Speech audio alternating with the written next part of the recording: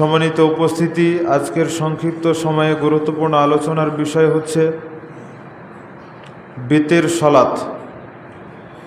বিতের সালাত সম্পর্কে সংক্ষিপ্ত সময়ে গুরুত্বপূর্ণ আলোচনা পেশ করার জন্য চেষ্টা করব ইনশাআল্লাহ। ওয়া তৌফিকি ইল্লা বিল্লাহ। বিতের সালাত নফল সালাত সমূহের অন্তর্ভুক্ত একটি গুরুত্বপূর্ণ সালাত। যদিও আমাদের সমাজের অনেক মানুষ বিতের সালাতকে ওয়াজিব মনে করেন। দুইটা মতের একটা মত হচ্ছে এটা সঠিক মত হিসাবে আমরা যেটা বলি সেটা হচ্ছে বিতের সালাত নফল সালাতের মধ্যে গুরুত্বপূর্ণ একটি সালাত, যার গুরুত্ব অনেক। এই জন্য বিতের সালাতও আদায় করা উচিত এবং এটাকে গুরুত্ব দিয়ে আদায় করা উচিত। বিতের শব্দের অর্থ হচ্ছে বিজোড়। বিতের শব্দের অর্থ হচ্ছে বিজোড়, যা হাদিসের ভাষ্য অনুযায়ী পাওয়া যায়। সহিহ বুখারী 990 নম্বর হাদিস এবং মিশকাতের 1254 নম্বর হাদিসে এর প্রমাণ মিলে। এছাড়া আব্দুল্লাহ ইবনে মাসউদ রাদিয়াল্লাহু তাআলা আনহু থেকে বর্ণিত হাদিস, আবু দাউদ 1416 নম্বর হাদিস, মিশকাতে রয়েছে 1266 নম্বর হাদিস। আব্দুল্লাহ ইবনে মাসউদ রাদিয়াল্লাহু তাআলা আনহু বলছেন, রাসূল সাল্লাল্লাহু আলাইহি ওয়াসাল্লাম বলেছেন, ইন্নাল্লাহা উইত্রুন, নিশ্চয় আল্লাহ তাআলা হচ্ছেন বিজোড়। আমাদের সমাজের অনেক মানুষ মনে করে এক রাকাত বিতের বলতে কোনো সালাত নাই। অনেক মানুষ মনে করে এক রাকাত বিতের বলতে কোনো নামাজ দুনিয়াতে নাই। এমনকি বর্তমান সময়ের হানাফি মাযহাবের আলোচিত সমালোচিত একজন বক্তা, সে নিজেও এইরকম বক্তব্য দিয়েছে, এক রাকাত সালাত বলতে কোনো সালাতই নাই। তো রাসূল সাল্লাল্লাহু আলাইহি ওয়াসাল্লামের এই যে হাদিস, ইন্নাল্লাহা উইত্রুন, নিশ্চয় আল্লাহ হচ্ছেন বিজোড়, নিশ্চয় আল্লাহ হচ্ছেন বিজোড়, ইউহিব্বুল উইতর, আর আল্লাহ বিজোড়কে পছন্দ করেন। ফাআউতিরু ইয়া আহলাল কোরআন, হে আহলে কোরআন, হে কোরআনের অনুসারীগণ, তোমরা এই বিজোড় রাকাত সংখ্যার সালাত অর্থাৎ বিতের সালাত পড়ো। তাহলে এখান থেকে বোঝা যাচ্ছে যে বিতর মানে হচ্ছে বিজোড়, মানে এক। নিশ্চয় আল্লাহ হচ্ছেন বিজোড় মানে কি? তিন বলবেন তাহলে তো খ্রিস্টানদের আকীদা চলে আসবে। যদি আরও বেশি কিছু বলেন তাহলে তো বিধর্মীদের আকীদা চলে আসলো। তো এই হাদিস অনুযায়ী এটার অর্থ হয় এক। আপনি যতই জোড় রাকাত সংখ্যায় সালাত আদায় করেন, ওর সাথে এক রাকাত না নিয়ে আসলে এটা বিজোড় হবে না। যতই জোড় সংখ্যাতে সালাত পড়বেন, এক রাকাত যোগ না করলে বিজোড় হবে না। এটাই হচ্ছে বিজোড়। ইন্নাল্লাহা উইত্রুন, নিশ্চয় আল্লাহ হচ্ছেন বিজোড়, মানে আল্লাহ হচ্ছে এক। ইউহিব্বুল উইতর, আল্লাহ এক, এটাকে পছন্দ করেন। তার মানে তিনি বিতের সালাতকে পছন্দ করেন। বিতের সালাতকে পছন্দ করেন দেখেই তো আল্লাহ সুবহানাহু ওয়া তাআলা এই বিতের সালাতকে উম্মতের উপরে অতিরিক্ত হিসেবে দিয়ে দিয়েছেন। আবু বসরা রাদিয়াল্লাহু তাআলা আনহু বলছেন, রাসূল সাল্লাল্লাহু আলাইহি ওয়াসাল্লাম বলেছেন, ইন্নাল্লাহা যাদাকুম সালাহ, নিশ্চয় আল্লাহ তাআলা তোমাদের উপরে একটা সালাতকে বৃদ্ধি করে দিয়েছেন। ওয়াহিয়াল উইত্রু, আর সেটা হচ্ছে বিতেরের সালাত। বিতের সালাতকে আল্লাহ বাড়িয়ে দিয়েছেন। ফাসাল্লুহা ফিমা বাইনা সালাতিল ইশা ইলা সালাতিল ফজর, আর এই সালাতকে তোমরা পড়ো এশা এবং ফজর সালাতের মাঝে। আমরা মনে করি যে বেতের হচ্ছে এশার অন্তর্ভুক্ত। আসলে কথা এটা সঠিক নয়। আল্লাহ এবং তার রাসূল ছাড় দিয়েছেন যে যারা শেষ রাতে গিয়ে বিতের পড়তে না পারবে তারা এশারের পরেই পড়ে নেক, এটা ছাড় দেওয়া হয়েছে। তার মানে এই নয় যে বিতেরটা এশারেরই অন্তর্ভুক্ত। সব সময় মনে রাখতে হবে এটা রাতের সালাত। সব সময় মনে রাখতে হবে বিতিরটা হচ্ছে রাতের সলাৎ। এটা রাতের প্রথম অংশেও পড়া যায়, মধ্য অংশেও পড়া যায়, শেষ অংশেও পড়া যায়। সর্বোত্তম হচ্ছে শেষ অংশে গিয়ে পড়া। সবচেয়ে উত্তম হচ্ছে বিতির সলাৎকে রাতের শেষ অংশে গিয়ে ফজরের আগ মুহূর্তে গিয়ে পড়া। আব্দুল্লাহ বিন ওমর রাদিয়াল্লাহু তাআলা আনহু বলছেন, আগের হাদিসটি মুসনাদে আহমদ 23,851 নম্বর হাদিস। আব্দুল্লাহ ইবনে মাসউদ রাদিয়াল্লাহু তাআলা আনহু বলছেন যে রাসূলুল্লাহ সাল্লাল্লাহু আলাইহি ওয়াসাল্লাম বলেছেন, সালাতুল লাইলি মাসনা মাসনা, রাতের সালাত হচ্ছে 2 রাকাত 2 রাকাত করে, অর্থাৎ রাতের নফল সালাত। মাগরিবটাও রাতের সালাত, এশাও রাতের সালাত। কিন্তু মাগরিব এশারের যে ফরজ, মাগরিবের 3 রাকাত, এশারের 4 রাকাত রয়েছে, এগুলোকে 2 রাকাত 2 রাকাত করে পড়ার কোনো সুযোগ নাই। যেটা ফরজ বেঁধে দেওয়া হয়েছে সেটা চূড়ান্ত। কিন্তু নফলের ক্ষেত্রে রাসূল সাল্লাল্লাহু আলাইহি ওয়াসাল্লাম বলছেন যে এশারের পর থেকে শুরু করে ফজরের আগ পর্যন্ত এ সময়ে যত নফল সালাত আসবে সবগুলো হচ্ছে 2 রাকাত 2 রাকাত করে। এমনকি দিনের বেলাতেও যত নফল সালাত আপনি পড়বেন, ফরজ ব্যতীত যত নফল সালাত পড়বেন সবই হচ্ছে 2 রাকাত 2 রাকাত করে।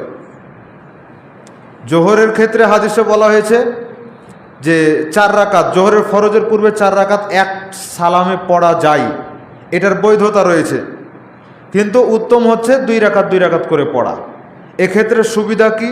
সুবিধা হচ্ছে যে আপনি সালাতে দাঁড়ালেন, একামতের সময় হয়ে গেল, আপনি 2 রাকাত পড়ে সালামটা ফিরাতে পারলেন।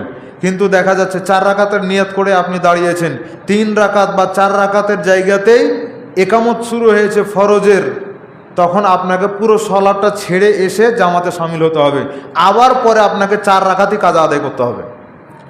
আপনি যে আগে 3 রাকাত পড়েছিলেন এটা যে লস হয়ে গেল তা নয়, কিন্তু পরে আপনাকে আবার ওই 4 রাকাতই পড়তে হচ্ছে। তাহলে সবার জন্য এটা সহজ নয়, কিছু মানুষের জন্য কঠিনও হতে পারে।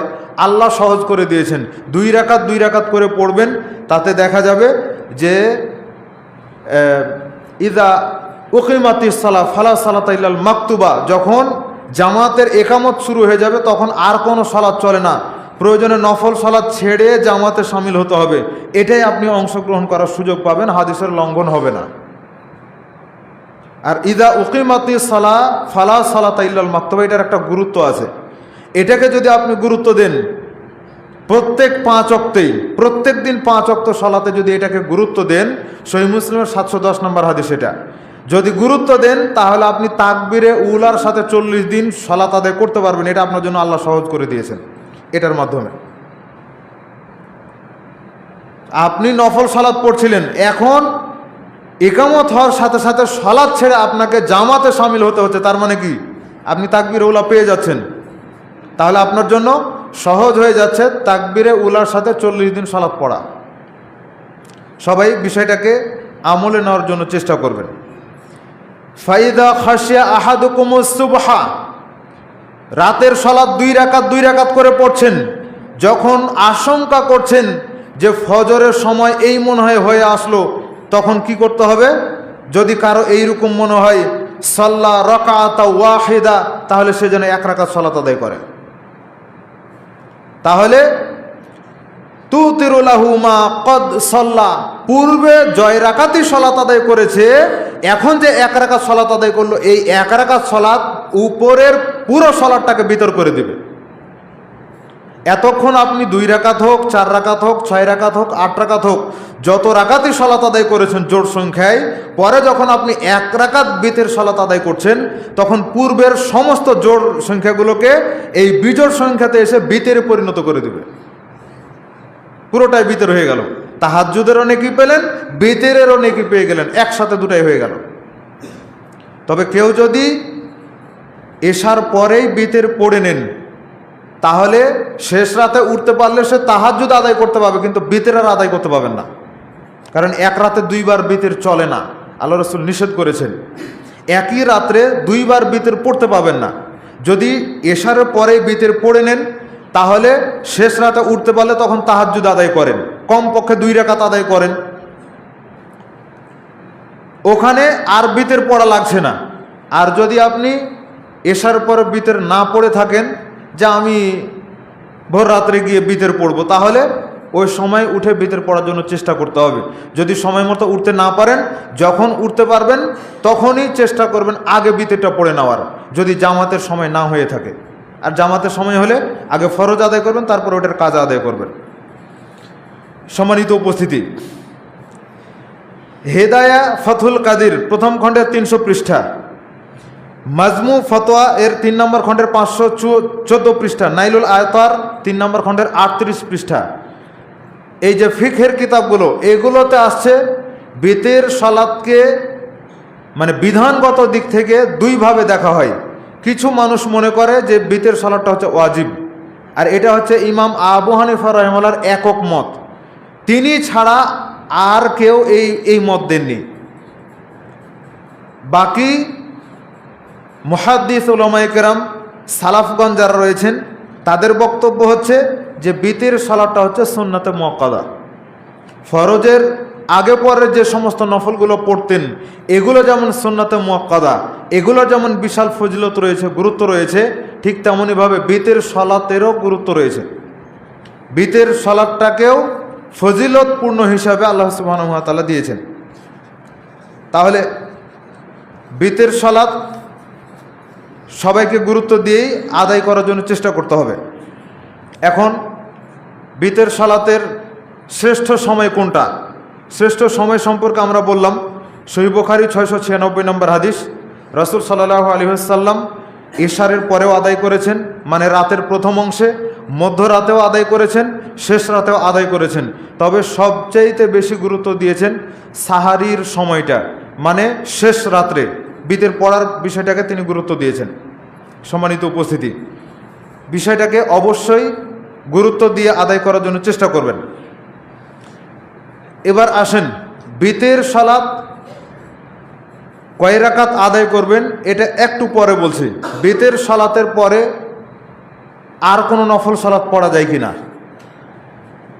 একে তো আগে যে সমস্ত নফলগুলো পড়েছিলাম বিতের আদায় করার কারণে আগেরগুলো নফল হয়ে গেল, তাহলে বিতেরের পরে আবার নফল পড়া যায় কি না এ সম্পর্কে রাসূলুল্লাহ সাল্লাল্লাহু আলাইহি ওয়াসাল্লাম বলছেন যে ইজআলু আখিরা সালাতিকুম বিল্লাইলি ওয়াতরা, বিতের সালাতকে রাতের শেষ সালাত হিসাবে তোমরা গ্রহণ করো, বিতের সালাতকে রাতের শেষ সালাত হিসাবে গ্রহণ করো। তবে অন্য একটা হাদিস রয়েছে যে কেউ যদি এশারের পরে বিতের পড়ে, এশারের পরে কেউ যদি বিতের পড়ে, তাহলে সে বিতের সালাতের পরেও 2 রাকাত নফল সালাত আদায় করতে পারবে। এই 2 রাকাত নফল সালাত আদায় করলে পুরো রাত্রি তাহাজ্জুদ সালাত পড়লে যা নেকি পাওয়া যেত, ওই পুরো নেকিটাই আল্লাহ সুবহানাহু ওয়া তাআলা দিয়ে দিবেন। এটা হচ্ছে বিতরের পরে 2 রাকাত সালাত পড়ার ফজিলত। দাঁড়িয়েও পড়া যায়, বসেও পড়া যায়। রাসূল সাল্লাল্লাহু আলাইহি ওয়াসাল্লাম 2 রাকাত পড়েছেন, বসেও পড়তে পারেন, অনুমোদন রয়েছে। এক্ষেত্রে প্রথম রাকাতে সূরা জিলজাল আর দ্বিতীয় রাকাতে সূরা কাফিরুন পড়ার বিষয়ে হাদিস রয়েছে। যদি কারো মুখস্থ থাকে আমল করার জন্য চেষ্টা করবেন, যদি মুখস্থ না থাকে যে কোনো সূরা দিয়ে এই 2 রাকাত সালাত আদায় করবেন। আয়েশা রাদিয়াল্লাহু তাআলা আনহা থেকে এই মর্মে হাদিস রয়েছে যে তিনি এই 2 রাকাত সালাত বসে বসে আদায় করেছেন। সহিহ মুসলিম 746 নম্বর হাদিস, মিশকাতের 1257 নম্বর হাদিস দ্বারা এটি প্রমাণিত। সম্মানিত উপস্থিতি, তাহলে বিতের সালাতের পরেও নফল সালাত পড়ার সুযোগ রয়েছে, আদায় করতে পারবেন।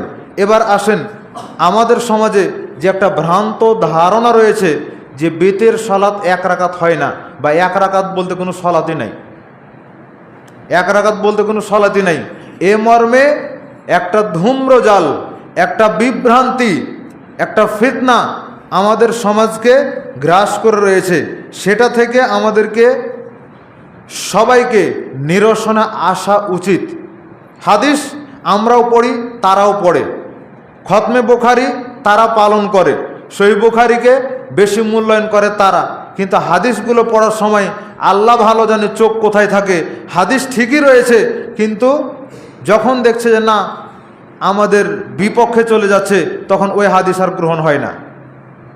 বড় হুজুর ফতোয়া দিয়ে রেখেছে যে ইমাম যেই আমল করে, এই আমলের বিপরীত যদি কোনো হাদিস পাওয়া যায় তাহলে মনে করতে হবে যে আমার ইমাম যেটা আমল করেছে এই বাহ্যিক দৃষ্টিতে এই হাদিসের বিরোধী হলেও আমার ইমামের পক্ষে নিশ্চিত কোনো হাদিস রয়েছে, না হলে ইমাম কেন এই হাদিসের বিরোধিতা করে ওই আমল করতে গেল। এটা বড় হুজুরের শিখিয়ে দিয়েছে। জাস্টিস তাকি উসমানির বই খুলে দেখেন, মাযহাব কি ও কেন, এই বইয়ের 212 পৃষ্ঠার মধ্যে তিনি এভাবে লিখে রেখেছেন। আপনি বলবেন আপনি কি কাটিং করে কথা বলছেন? জি না, পুরো বই পড়ার পরে আমি বলছি, বই আমার কাছে রয়েছে, একবারে ইন্ডিকেট করে রাখা আছে, যে কোনো সময় দেখতে পারেন মাযহাব কি ও কেন। এ বইয়ের মধ্যে তিনি এভাবে লিখেছেন যে ইমামের ফতোয়ার বিপরীত যদি কোনো হাদিস চোখে পড়ে তাহলে ইমামের ফতোয়াকেই মানতে হবে। যে হাদিস আপনি চোখে দেখেছেন এই হাদিসের উপর আমল করা চলবে না। মনে করতে হবে যে আমি যে হাদিস দেখলাম এই হাদিসের বিপরীত কোনো হাদিস নিশ্চিত আমার ইমামের কাছে ছিল, না হলে কেন তিনি এই হাদিসের বিরোধিতা করে ওটার উপর আমল করতে গেলেন? এগুলো কি চলে? ধর্মের নামে ওইগুলো চলে। গুরুত্ব দেননি কখনো, যার কারণে বড় হুজুর যাই বলে তাই চলে। সম্মানিত উপস্থিতি, আসেন যে হাদিসটা তখন বললাম ওই হাদিসটা এখন আর না বলে পরবর্তী হাদিসগুলো বলি। রাসূল সাল্লাল্লাহু আলাইহি ওয়াসাল্লাম বলছেন, আল ওয়াত্রু রাকাতুন মিন আখিরিল লাইল, বিতের সালাত 1 রাকাত, আর সেটা হচ্ছে শেষ রাতে। তার মানে 1 রাকাত সালাতের বিবরণ এখান থেকে পাওয়া যাচ্ছে। যে হাদিসটি পাওয়া যাবে সহিহ মুসলিমের মধ্যে 752 নম্বর হাদিস, মিশকাতের 1255 নম্বর হাদিস।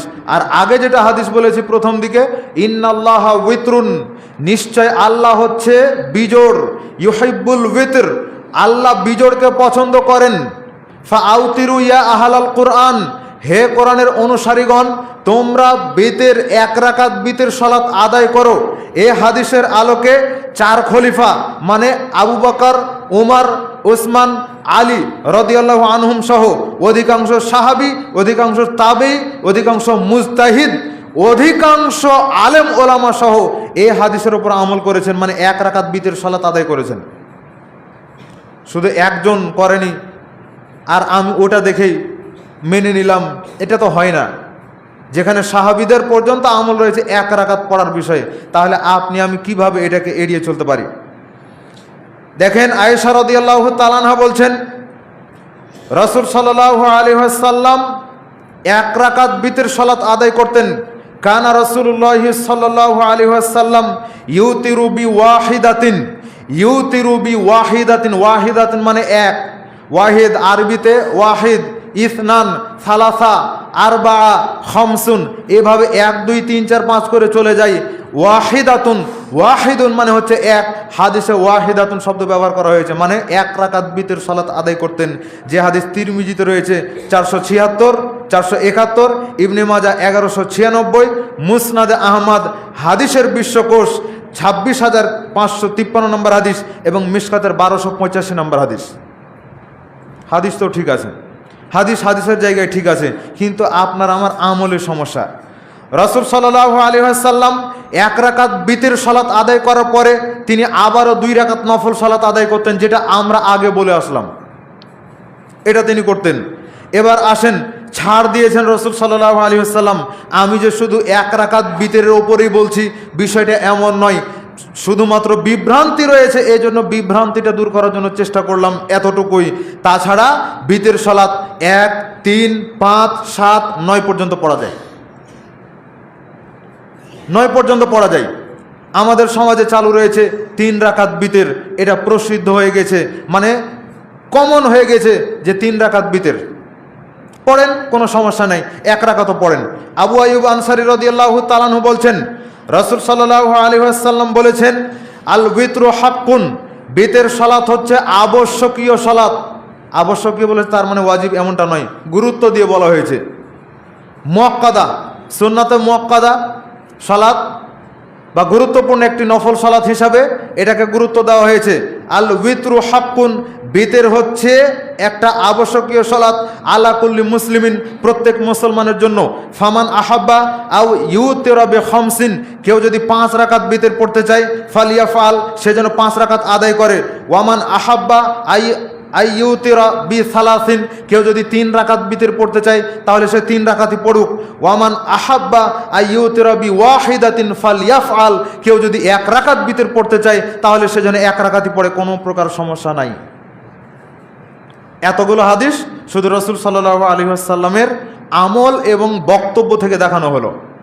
যে হাদিসটি পাবেন আবু দাউদ 1422 নম্বর হাদিস, নাসাই 1712, মুসান্নাফ ইবনে আব্দুর রাজ্জাক, মুসান্নাফে আব্দুর রাজ্জাক 4633 নম্বর হাদিস এবং সহিহ ইবনে হিব্বান 2411 নম্বর হাদিস, মিশকাতের 1265 নম্বর হাদিস। এরপরে আসেন সংক্ষিপ্তভাবে বলে দেই, বাংলাদেশের একজন বক্তা রয়েছে রেজাউল করিম আবরার।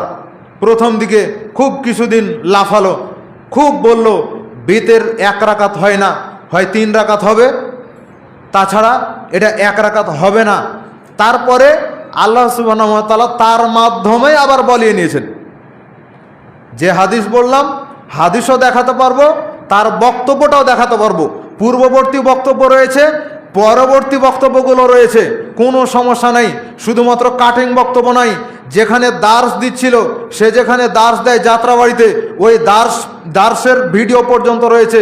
হাদিস পড়াচ্ছেন তিনি, সেখানে হাদিস পড়াচ্ছেন আব্দুল্লাহ ইবনে আব্বাস রাদিয়াল্লাহু তাআলা আনহু থেকে বর্ণিত হাদিস, যে রাসূল সাল্লাল্লাহু আলাইহি ওয়াসাল্লাম তিনি রাতের বেলা উঠে সালাত পড়লেন, 2 রাকাত পড়লেন, আবার 2 রাকাত পড়লেন, আবার 2 রাকাত পড়লেন, আবার 2 রাকাত পড়লেন, শেষে গিয়ে তিনি 1 রাকাত পড়লেন। দিয়ে বলছে যে 1 রাকাত আর 3 রাকাতের মারামারি এগুলো পরে, এই যে বুখারীর হাদিস 1 রাকাত। এখন কেন স্বীকার করেন? এখন কেন স্বীকার করতে হচ্ছে? কথা বললে একটু হিসাব করে বলতে হয়। শুধু মেতে উঠলেই হয় না যে এই যে আহলে হাদিসরা শুরু করেছে লাগিয়ে যাও তার পাশে। এই যে আন্দোলন হলো, আন্দোলনের পরে সালমান এফ রহমান সে ধরা পড়লো, তখন সবাই মিলে লেগে গেল আহলে হাদিসদের পিছনে যে এটাও আহলে হাদিস ছিল। প্রমাণ করেন, প্রমাণ করেন সালমান এফ রহমান আহলে হাদিস ছিল, প্রমাণ করেন। শুধু আহলে হাদিসের মাঠে এসে বক্তব্য দিলে আহলে হাদিস হওয়া যায়? পিস টিভিতে মামুনুল হক বক্তব্য দিয়েছে, হাসান জামিলও বক্তব্য দিয়েছে, পিস টিভিতে দেওবন্দি আলেমরাও বক্তব্য দিয়েছে। তার মানে কি তারাও কি আহলে হাদিস? এখন লাগিয়ে দিল যে এই যে সালমান এফ রহমান এই যে দুর্নীতি করেছে, এই করেছে, সেই করেছে, আজকে ধরা পড়েছে। গালিব ডক্টর আসাদুল্লাহ গালিবের মারকাজে গিয়ে সেখানে তাবলিগি ইজতেমাতে বক্তব্য দিয়েছে। তার মানে এই যে আহলে হাদিস জামাত পুরোটাই হলো ফিতনাবাজ, দুর্নীতিবাজ। এভাবে করে লাগিয়ে দিল। শুধু আপনি একটাকে লাগাতে পারলেন, আর আমি বলে রাখলাম, সময় দিলাম মৃত্যু পর্যন্ত, প্রমাণ করে দেখান সালমান এফ রহমান কোনো দিনের জন্য আহলে হাদিস ছিল না, জন্মগত আহলে হাদিস ছিল না। 2 জন একসাথে জেলখানাতে ছিল, ডক্টর আসাদুল্লাহ গালিব হাফেজাহুল্লাহ এবং সালমান এফ রহমান 2 জন একসাথে জেলখানায় ছিল। সেই থেকে একটু অনুপ্রাণিত হয়েছে মাত্র, এর বেশি কিছু নয়। বাকি যা কিছু হয়েছে সব ব্যক্তিগতভাবে হয়েছে। আর আপনি একবারে ট্রল করে ছেড়ে দিলেন, তকমা লাগিয়ে ছেড়ে দিলেন। কেন? আপনাদের মধ্যে যেগুলো রয়েছে সেগুলোকে হানাফি মাযহাবের ছিল? আমরা তো কোনোদিনই বলতে যাইনি। কেন আপনার গায়ে এত চুলকানি লাগে? কেন কেন এত চুলকানি লাগে? যেটাকে বিদায় দিলেন, এখন ভারতে গিয়ে বসে রয়েছে। এই মহিলা কি ছিল? এ তো হানাফি ছিল। তাহলে এখন কি আমি বলবো যে হানাফি মাযহাব পুরোটাই দুর্নীতিবাজ? এটা কি বলাকে আমার জন্য শোভা পাবে? তো আমার জন্য যদি শোভা না পায়, আপনার জন্য কিভাবে শোভা পাই? আপনিও তো মুসলিম। মান সালিমাল মুসলিমুনা মিন লিসানিহি ওয়া ইয়াদিহি, মুসলিম তো হচ্ছে সেই ব্যক্তি যে ব্যক্তির হাত এবং মুখ থেকে অপর মুসলমান নিরাপদ থাকে। আপনার হাত এবং মুখ থেকে তো আমরা নিরাপদ হতে পারলাম না। আপনার হাত এবং মুখ থেকে আরেক মুসলমান নিরাপদ নয়, আপনি কিভাবে নিজেকে মুসলমান দাবি করেন? ভ্রাতৃত্ব বুঝেন না? ভ্রাতৃত্ব বুঝেন না? রাসূল সাল্লাল্লাহু আলাইহি ওয়াসাল্লাম মুহাজির এবং আনসারদেরকে নিয়ে এক জায়গায় রয়েছেন।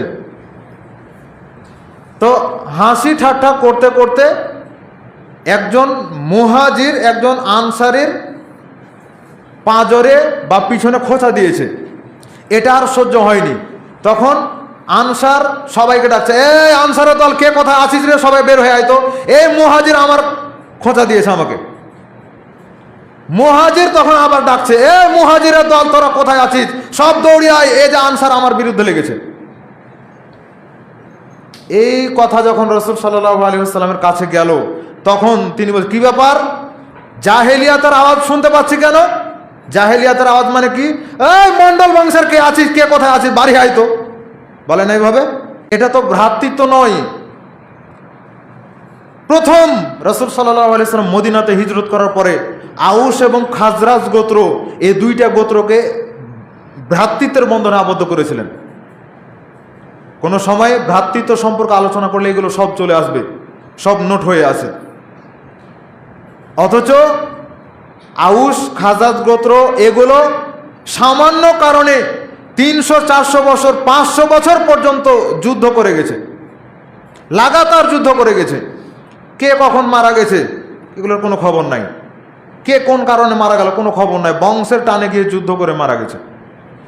আউস গোত্র, খাজরাজ গোত্র, আরো বড় বড় যেগুলো গোত্র, যেগুলো বংশ, এরা সব এভাবে যুদ্ধ করে মারা গেছে। সামান্য উটকে পানি পান করানো নিয়ে, কে আগে উটকে পানি পান করাবে, কে পরে উটকে পানি পান করাবে, কার ছাগলে এসে আমার সিম গাছ খেয়ে নিয়েছে, আমার আমের গাছকে একবারে ধুনে দিয়েছে, এই সামান্য কারণগুলো নিয়ে যুদ্ধ করেছে 400-500 বছর।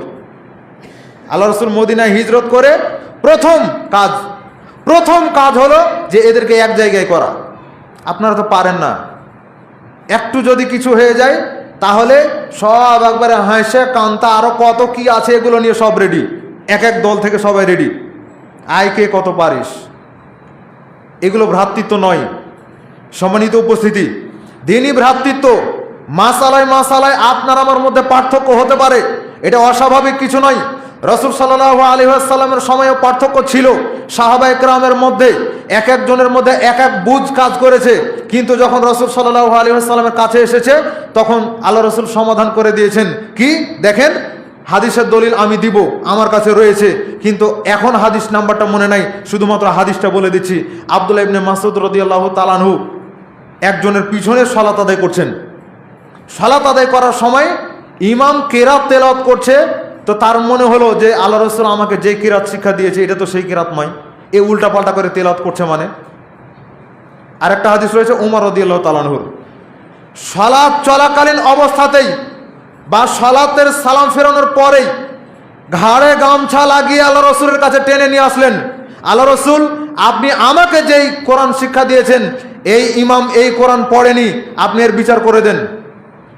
তখন রাসূল সাল্লাল্লাহু আলাইহি ওয়াসাল্লাম বললেন, তুমি কি তেলাওয়াত করেছো বলো তো? তখন তেলাওয়াত করে শুনিয়ে দিলেন। তুমি কিভাবে এটা শিখেছো বলো তো? শুনিয়ে দিলেন। তখন রাসূল সাল্লাল্লাহু আলাইহি ওয়াসাল্লাম বললেন, তোমাদের দুইজনের কেরা ঠিক আছে। তার মানে বলছি না যে মাসালাতে মতভেদ হয়েছে তাই দুটাই ঠিক আছে। আপনি আপনার মতন বুঝেছেন, আপনি আপনার হিসাব দিবেন। আমি আমার মতন বুঝেছি, আমার মতো আমাকে বুঝতে দেন, আমি আমার হিসাব দিব। আমার ভিতরে কনফিডেন্স কাজ করে যে আমি যেটা বুঝেছি সেটা ঠিক বুঝেছি। বাকি মানুষ হিসেবে আমারও ভুল হতে পারে, যদি বুঝতে পারেন ভুলটা সংশোধন করে দিবেন। সমালোচনা করে 5 পয়সা উপকার হবে না, আপনার নিজেরও উপকার হবে না, আপনি জাতিরও কোনো উপকার করতে পারবেন না। সম্মানিত উপস্থিতি, শুধুমাত্র আবরার নয়, আল্লাহ তাহেরের মুখ দিয়েও এই হাদিস বলিয়ে নিয়েছেন। আব্দুল্লাহ ইবনে আব্বাস রাদিয়াল্লাহু তাআলা আনহু বলছেন,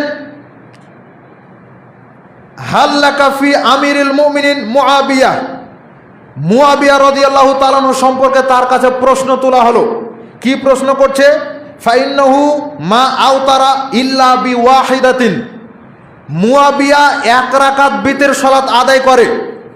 হাদিসের বাংলা অনুবাদ কিতাব এখানেও রয়েছে, হাদিসের আরবি কিতাবগুলো এখানেও আছে, একবার খুলে দেখেন, যেভাবে বলছি সেভাবেই পাবেন। বিতের সালাত 1 রাকাত আদায় করছেন মুআবিয়া রাদিয়াল্লাহু তাআলা আনহু। তখন বলা হচ্ছে, অভিযোগ দিচ্ছেন যে আপনি হচ্ছেন রইসুল মুফাসসিরিন, আব্দুল্লাহ ইবনে আব্বাস হচ্ছেন রাসূল সাল্লাল্লাহু আলাইহি ওয়াসাল্লামের চাচাতো ভাই, তার জন্য তিনি দোয়া করেছেন। তিনি হচ্ছেন মুফাসসিরদের সর্দার। কিয়ামত পর্যন্ত যত তাফসীরকারক দুনিয়াতে এসেছে, আছে এবং আসবে, সবার ঊর্ধ্বে হচ্ছেন আব্দুল্লাহ ইবনে আব্বাস রাদিয়াল্লাহু তাআলা আনহু।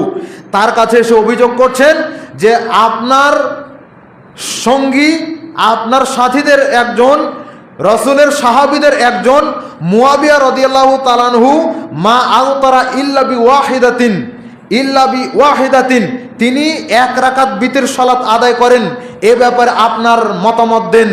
এসে অভিযোগ দিচ্ছেন। তখন আব্দুল্লাহ ইবনে আব্বাস রাদিয়াল্লাহু তাআলা আনহু বলছেন, আসাবা, তুমি তাকে ছেড়ে দাও, সে সঠিক করছে। ফাইন্নাহু ফাকিহ, সে হচ্ছে একজন ফকিহ সাহাবী।